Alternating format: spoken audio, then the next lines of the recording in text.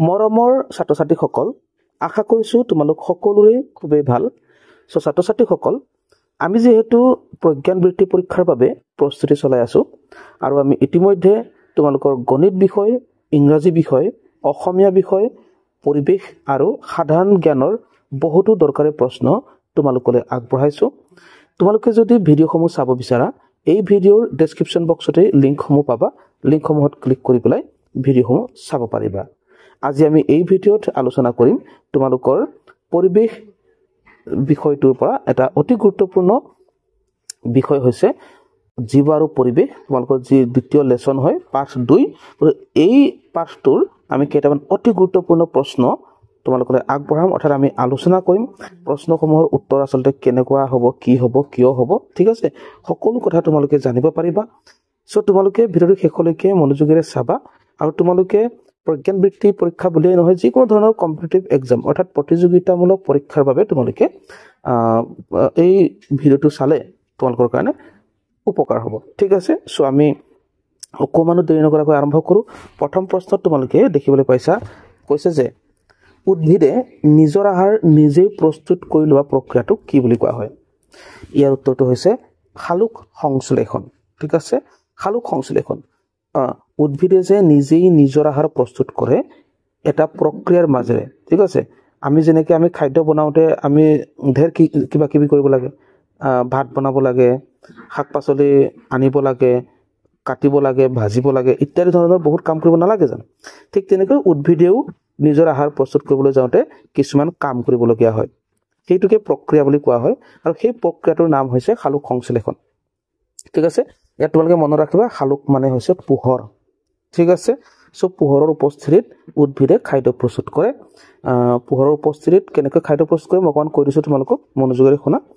উদ্ভিদে সূৰ্যৰ পোহৰৰ উপস্থিতিত বায়ুমণ্ডলৰ পৰা কাৰ্বন ডাই অক্সাইড লৈ মাটিৰ তলৰ পৰা শিপাৰ জৰিয়তে খনিজ লৱণ আৰু পানী শোষণ কৰি পেলাই খাদ্য প্ৰস্তুত কৰে ঠিক আছে বহুত ইম্পৰ্টেন্ট কথা তোমালোকে মনত ৰাখিবা যদি বুজিবলৈ পৰা নাই অকমান ৰিভাইজ কৰি চাবা ঠিক আছে গতিকে নেক্সট প্ৰশ্নত আমি আহো নেক্সট প্ৰশ্নলৈকে কৈছে যে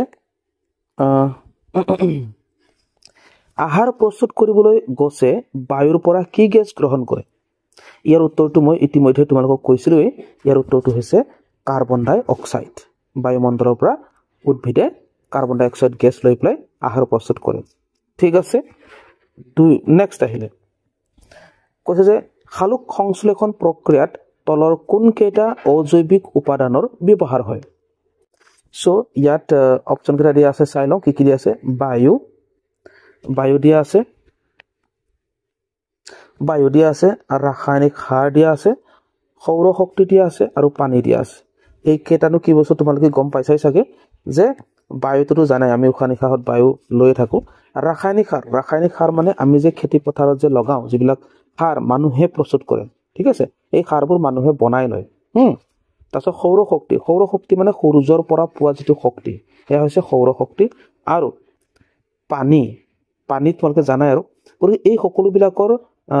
অজৈবিক উপাদানটো কোনটো অজৈবিক উপাদানসমূহ হৈছে ইয়াত বায়ু সৌৰ শক্তি আৰু পানী এই ৰাসায়নিক সাৰটো মানুহৰ দ্বাৰা সৃষ্ট হয় ঠিক আছে গতিকে যি অজৈবিক উপাদান এয়া প্ৰাকৃতিকভাৱে হ'ব লাগিব এয়া বায়ু হৈছে আৰু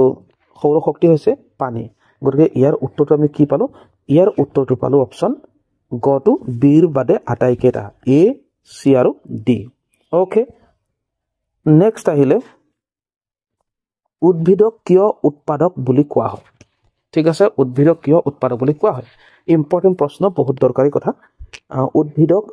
উৎপাদক বুলি এই কাৰণে কোৱা হয় কাৰণ উদ্ভিদে নিজৰ আহাৰ নিজেই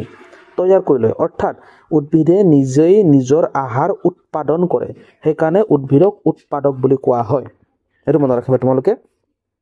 উদ্ভিদে নিজৰ আহাৰ নিজে তৈয়াৰ কৰে কি প্ৰক্ৰিয়াৰে শালুক সংশ্লেষণ প্ৰক্ৰিয়াৰে মই ইতিমধ্যে অলপ আগতে কৈছিলো সো নেক্সট প্ৰশ্নটোলৈ মন কৰা কৈছে যে উদ্ভিদে খাদ্য প্ৰস্তুতকৰণ প্ৰক্ৰিয়াত উৎপন্ন কৰা গেছবিধ ওকে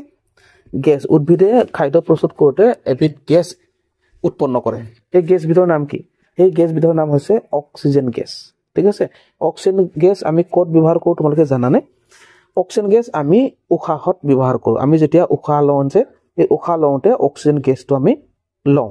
আৰু সেই অক্সিজেন গেছ আমি ক'ৰ পৰা পাওঁ কেনেকৈ কেতিয়া গম পালোঁ অক্সিজেন গেছটো আমি উদ্ভিদৰ পৰা পাওঁ গতিকে উদ্ভিদ থাকিলেহে মানুহ থাকিব নহয় জানো কাৰণ উদ্ভিদেহে অক্সিজেন গেছটো এৰি দিয়ে আৰু আমি সেই গেছটো লৈ জীয়াই থাকোঁ হয় নে নহয় ঠিক আছে অক্সিজেন গেছক অম্লজান গেছ বুলিও কয় তোমালোকে মনত ৰাখিবা সো নেক্সট প্ৰশ্নত আহিছোঁ কৈছে যে খাদ্য শৃংখলত সেউজীয়া উদ্ভিদৰ পৰা প্ৰত্যক্ষভাৱে খাদ্য আহৰণ কৰা প্ৰাণীবোৰ কি ঠিক আছে ইয়াত প্ৰত্যক্ষভাৱে মানে কি ডাইৰেক্টলি মানে কি তুমি যে ডাইৰেক্ট খাই দিলা সেই খাই দিয়াটো তাৰমানে সেই খাদ্যটো প্ৰত্যক্ষভাৱে ইয়াত কথা কৈছে খাদ্য গ্ৰহণ কৰা মানে প্ৰত্যক্ষভাৱে খাদ্য গ্ৰহণ বুলি কৈছে খাদ্য আহৰণ বুলি কৈছে ঠিক আছে যেনে এতিয়া সেউজীয়া উদ্ভিদক ডাইৰেক্টলি কোনে খায় গৰু ছাগলী অৰ্থাৎ তৃণভোজী প্ৰাণীবিলাকে আৰু সেই তৃণভোজী প্ৰাণীবিলাককে কি বুলি কোৱা হয় প্ৰাথমিক উপভোক্তা বুলি কোৱা হয় গতিকে ইয়াত আমাৰ যি খাদ্য শৃংখলৰ কথা কৈছে সেই খাদ্য শৃংখলত সেউজীয়া উদ্ভিদৰ পৰা প্ৰত্যক্ষভাৱে খাদ্য আহৰণ কৰা প্ৰাণীবোৰ হৈছে প্ৰাথমিক উপভোক্তা ঠিক আছে সো নেক্সট ইম্পৰ্টেণ্ট প্ৰশ্নটো চাওঁ আমি ইয়াত কৈছে যে খাদ্য শৃংখলৰ আৰম্ভণিতে পৰিৱেশৰ কোনটো জৈৱিক উপাদান থাকে ওকে পৰিৱেশৰ কোনটো জৈৱিক উপাদান খাদ্য শৃংখলৰ আৰম্ভণিতে ইয়াৰ উত্তৰটো হৈছে উদ্ভিদেই আটাইতকৈ আগত থাকে খাদ্য শৃংখলৰ আৰম্ভণিতে উদ্ভিদ থাকে উদ্ভিদৰ পিছত আহিব কি প্ৰাথমিক উপভোক্তাৰ পিছত কি আহিব দ্বিতীয় শ্ৰেণীৰ উপভোক্তাৰ পিছত কি আহিব তৃতীয় শ্ৰেণীৰ উপভোক্তা ঠিক আছে তাৰ পিছতে নেক্সট প্ৰশ্নলৈ আহিছোঁ কৈছে যে উৎপাদক আৰু উপভোক্তা দুয়োবিধকে খাদ্য হিচাপে গ্ৰহণ কৰা প্ৰাণীবোৰক কি বুলি কোৱা হয় ঠিক আছে ইয়াত উৎপাদক মানে কোন উৎপাদক মানে আমি ইতিমধ্যে আলোচনা কৰি আহিছিলোঁ তোমালোকৰ যদি মনত আছে ভাল কথা যদি মনত নাই কৰি চোৱা উৎপাদক মানে হৈছে উদ্ভিদ ইয়াত উৎপাদক আৰু উপভোক্তা মানে উদ্ভিদক যিসকলে খায় প্ৰত্যক্ষভাৱেও খাব পাৰে বা পৰোক্ষভাৱেও খাব পাৰে ঠিক আছে প্ৰত্যক্ষভাৱে খোৱা মানে ডাইৰেক্টলি মানে ছিঙি আনি পেলাই খোৱা ঠিক আছে বা ডাইৰেক্টলি ছিঙি আনি পেলাই সিজাই খোৱা এয়া ডাইৰেক্টলি খোৱা হৈ গ'ল ঠিক আছে কিন্তু এই উদ্ভিদবিলাকক ডাইৰেক্টলি খোৱা প্ৰাণীক অন্য প্ৰাণীয়ে খায় তেনেকৈও মানে খাদ্য গ্ৰহণ কৰে ঠিক আছে গতিকে ইয়াত কৈছে যে উৎপাদক আৰু উপভোক্তা দুয়োবিধকে খাদ্য হিচাপে গ্ৰহণ কৰা প্ৰাণীবিলাকক সৰ্বভোজী বুলি কোৱা হয় ঠিক আছে তেওঁলোকে উদ্ভিদো খায় আৰু মাছ মাংসও খায় অৰ্থাৎ মাংসভোজীও হয় তৃণভোজীও হয় তেওঁলোকক কোৱা হয় সৰ্বভোজী ইয়াত তৃণভোজী মানে তোমালোকে গম পালা নহয় যিবিলাকে ঘাঁহ বন খাই পেলাই জীয়াই থাকে সৰ্বভোজী মানে হৈছে তৃণভোজী আৰু মাংসভোজী মাংস খাই জীয়াই থকাবোৰ মাংসভোজী এই দুবিধকে খাই পেলাই জীয়াই থকাবোৰ হৈছে সৰ্বভোজী আৰু ইয়াত যি বিয়োজক আছে বিয়োজক মানে হৈছে অনুজীৱ যিবিলাকে কি কৰে মৃত বস্তুবিলাক গেলি পচি যোৱাত সহায় কৰে ঠিক আছে বেক্টেৰিয়া ভেঁকুৰ মানে বেক্টেৰিয়া ভাইৰাছ ইত্যাদিবোৰ ঠিক আছে এইবিলাকক বিয়োজক বুলি কোৱা হয় ওকে তাৰপিছত চোৱা তলৰ কোনটো উক্তি অশুদ্ধ উক্তিটো বাছি উলিয়াব লাগে সো ইয়াত অশুদ্ধ উক্তিটো যদি চাওঁ আমি প্ৰথমটোত কৈছে যে মানুহ সৰ্বভোজী প্ৰাণী হয় মানুহ সৰ্বভোজী কাৰণ মানুহে ঘাঁহ বন আৰু মাছ মাংস দুইবিধকে খায় সো 2 নম্বৰটো কৈছে অৰ্থাৎ খটোত মানুহ পৰিৱেশৰ এটা জৈৱিক উপাদান হয় এইটো শুদ্ধ কিন্তু আমাক কি বিচাৰিছে অশুদ্ধটোহে বিচাৰিছে হা আৰু কৈছে গৰু ছাগলী মহ আদি দ্বিতীয় শ্ৰেণীৰ উপভোক্তা গৰু ছাগলী মহ আদি দ্বিতীয় শ্ৰেণীৰ উপভোক্তা নহয় কিয়নো গৰু ছাগলী মহ আদিয়ে প্ৰত্যক্ষভাৱে উদ্ভিদক খায় ঠিক আছে উদ্ভিদক খাই পেলাই জীয়াই থাকে সেইকাৰণে গৰু ছাগলী মহ প্ৰথম শ্ৰেণীৰহে উপভোক্তা ঠিক আছে সো ইয়াৰ উত্তৰটো কি হ'ব তেতিয়াহ'লে ইয়াৰ উত্তৰটো হ'বগে অপশ্যন গ ঠিক আছে অপশ্যন গ এইটোৱে ভুলকে কৈছে কাৰণ অশুদ্ধটো বিচাৰিবলৈ কৈছিলে তাৰপিছতে আমাক তলত কৈছে বাঘ সিংহ আদি দ্বিতীয় শ্ৰেণীৰ উপভোক্তা এইটো ঠিকেই কাৰণ বাঘ সিংহই প্ৰথম শ্ৰেণীৰ উপভোক্তা গৰু ছাগলী মহ আদি খাই পেলাই জীয়াই থাকে সেইকাৰণে বাঘ সিংহ আদি দ্বিতীয় শ্ৰেণীৰ উপভোক্তা বুলি কয় ঠিক আছে সো নেক্সট আহিলে কৈছে যে তলৰ কোনটো উপাদানে খাদ্য শৃংখলত বিয়োজক হিচাপে কাম কৰে বিয়োজক ঠিক আছে বিয়োজকে কি কৰে কৈছিলো মৃত বস্তুবোৰ গেলি পচি যোৱাৰ সহায় কৰে এয়া হৈছে ব্যাকটেৰিয়া ঠিক আছে এবোৰ ক্ষুদ্ৰ ক্ষুদ্ৰ প্ৰাণী হয় হেগানে এইবিলাকক অনুজীৱ বুলি কোৱা হয় আৰু অনুজীৱবিলাকক আমি খালি চকুৰে নেদেখো অনুবীক্ষণ যন্ত্ৰৰ দ্বাৰাহে দেখি পাওঁ ঠিক আছে মই তোমালোকক বহুতো ইম্পৰ্টেন্ট কথাবোৰ কৈ দিছো তোমালোকে কথাবোৰ লিখি যাব পাৰা বা তোমালোকে ভিডিঅবোৰ ৰিভাইজ কৰি চাই থাকিলে মনত থাকিব তাৰ পিছত কৈছে যে অমিলটো নিৰ্বাচন কৰা ইয়াটো অমিলটো নিৰ্বাচন কৰিবলৈ কৈছে ইয়াৰ কৈছে ছাগলী ভালুক গড় আৰু শহাপহু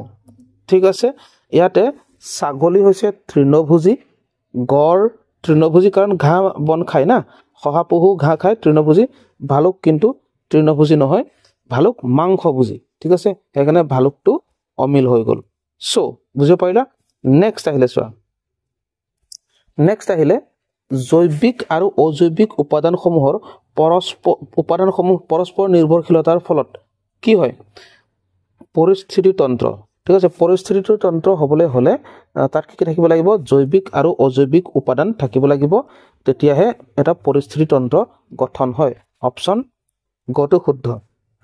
খাদ্য শৃংখল মানে কি এটা জীৱই আনটো জীৱৰ ওপৰত নিৰ্ভৰ কৰি পেলাই জীয়াই থকাটোৱে হৈছে খাদ্য শৃংখল সালোক সংশ্লেষণ মানে কি সালোক সংশ্লেষণ মানে হৈছে উদ্ভিদে খাদ্য প্ৰস্তুত কৰা প্ৰক্ৰিয়া পৰিস্থিতি তন্ত্ৰ মানে হৈছে জৈৱিক আৰু অজৈৱিক সকলো উপাদান থাকি পেলাই পৰিস্থিতি তন্ত্ৰ গঠন কৰে আৰু জৈৱ বৈচিত্ৰ্য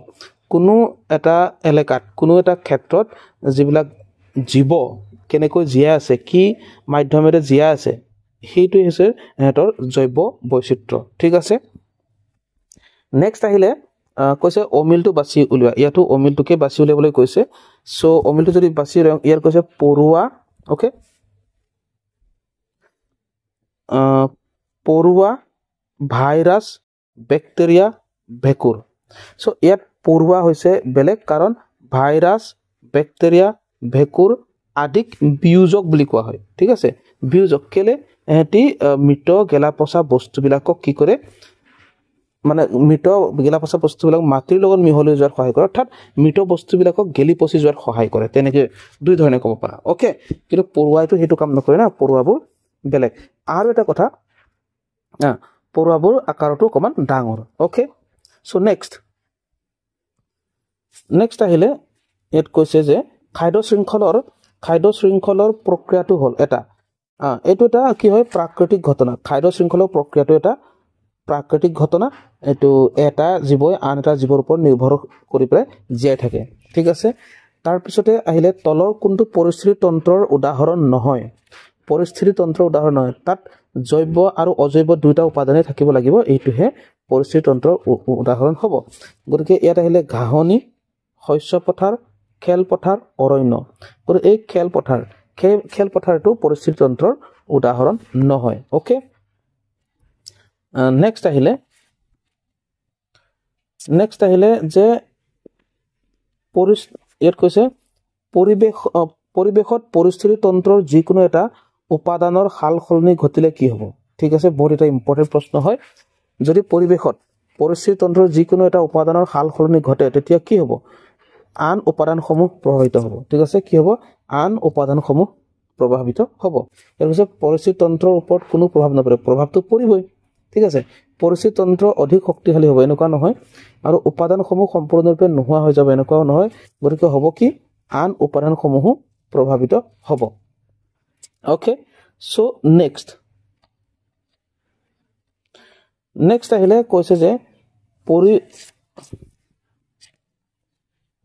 পৰিৱেশত তৃণভোজী প্ৰাণী কমি যোৱাৰ ফলত কি হ'ব পাৰে ঠিক আছে পৰিৱেশত তৃণভোজী প্ৰাণী যদি কমি যায় তেতিয়া কি হ'ব মাংসভোজী প্ৰাণী নাইকিয়া হৈ যাব মাংসভোজী প্ৰাণীৰ খাদ্য নোহোৱা হ'ব মাংসভোজী প্ৰাণীয়ে কি খাব কাৰণ তৃণভোজী প্ৰাণীবিলাকক খাইহে মাংসভোজী প্ৰাণীবিলাকে জীয়াই থাকে যেনে বাঘে হৰিণ খায় বাঘ হৈছে মাংসভোজী হৰিণ হৈছে তৃণভোজী হৰিণেই যদি নাইকিয়া হৈ যায় বাঘে কি খাই জীয়াই থাকিব